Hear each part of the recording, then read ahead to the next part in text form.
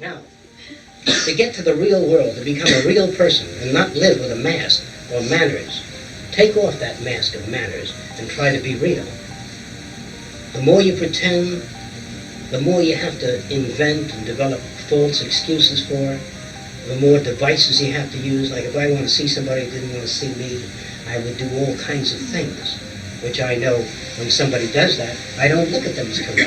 I feel sorry for them because they don't know how to be honest. And if you don't know how to be honest, the penalty is suffering and pain.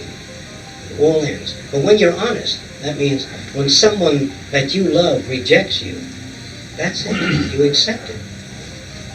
And you don't say, why did you do it? I've never done anything wrong. Just say, is that the way you want it? Well, and you go away. But you don't fight back. You don't say, oh, you goddamn dumb broad.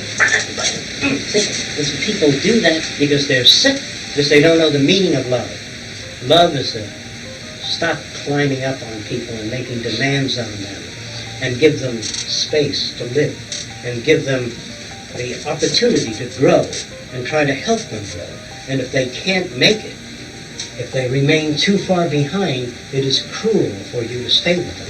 It is better for you to separate, diminish the relationship. Because don't think that you're good if you stay with a person that can't make it. If you're good-natured, the person climbs on your back and abuses you, and they can't make it, you're only perpetuating the abuse. The best thing to do is to try to help them in every way you know how.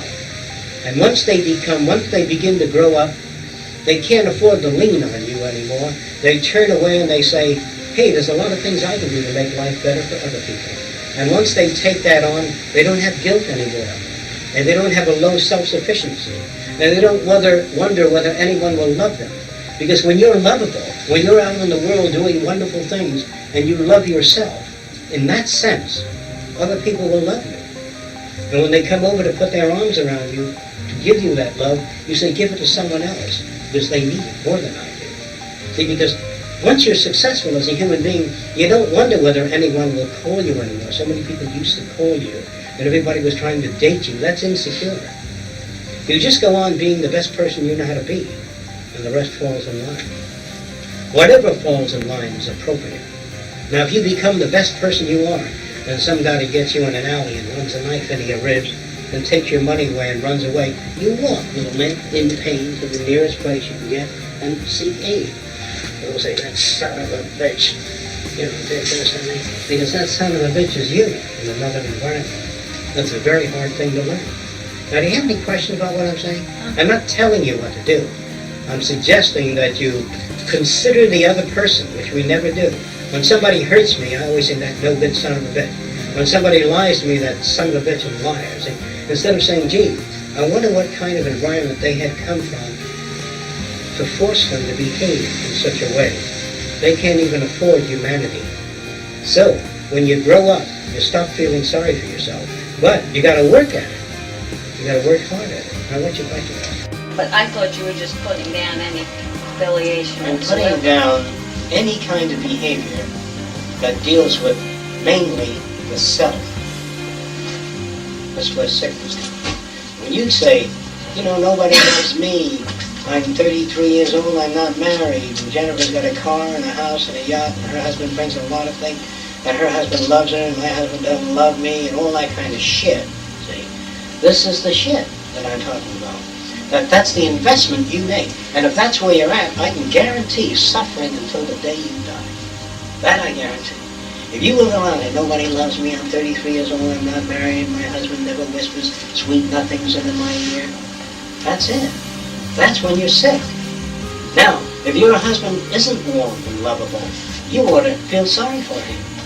You light your cigar and say, the poor guy doesn't even know what love is. Instead of saying, you know, wear a low-cut gown and say, come at me, Sam, you know, try to appear tempting, you know. All that shit is what I'm talking about. That shit never brings gratification to you. You know what it brings? Shit. If you don't understand what I'm talking about. All the false approaches in that sense bring nothing but shit. You say, well, I gotta have some kind of temporary relief. And it's no relief, because it isn't real. You know, when you tell somebody to scratch your back, you got a terribly itchy mosquito bite. And there's a sheet of glass between you and the scratch. There's no relief. So, sex and loneliness, where you generate moments of pleasure because you've been so sad, you pay off heavily because those moments are only very momentary and they come to a quick end and you land with the problem. But if you don't have the problem, there's an end. Let me put it in. Do you think you know what I mean? When you don't have the problem in the first place, you don't have to prove anything to anybody. I'm a desirable woman, somebody will want me. Or the guy says, I fucked 9 women this weekend. What's he trying to prove? Why doesn't he get up and says, I fucked 1 girl in 6 months? You know, what are you trying to prove? What do you have to prove to other people? Why are men always trying to walk around proving that they're very virile? Why are they trying to prove that they got everybody flocking to them? There's a problem there. Why do I tell you I built the Fontainebleau Hotel? What's the matter with me? Why do I have to tell you that? See? Because the people that are always trying to prove something, in that sense, are the people that live in poverty. You know, Howard Hughes doesn't walk around opening his wallet and showing you $1,000 bill. He doesn't do that.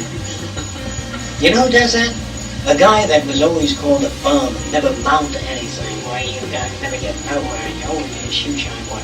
When he makes it, he comes back to that area with his $40 suit, and he opens the wallet to these kids.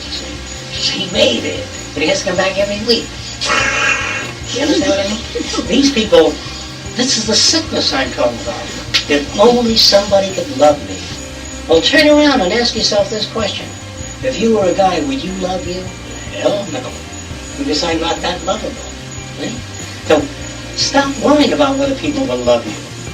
Once you have compassion for other people and get off your fucking wheelbarrow of the self, get away from the mirror, break every fucking mirror in your home, comb your hair, take a bath, remain clean, and then it's easier. For whatever affection you get then will be real. And when you go into the false way, you only drag the false into the picture.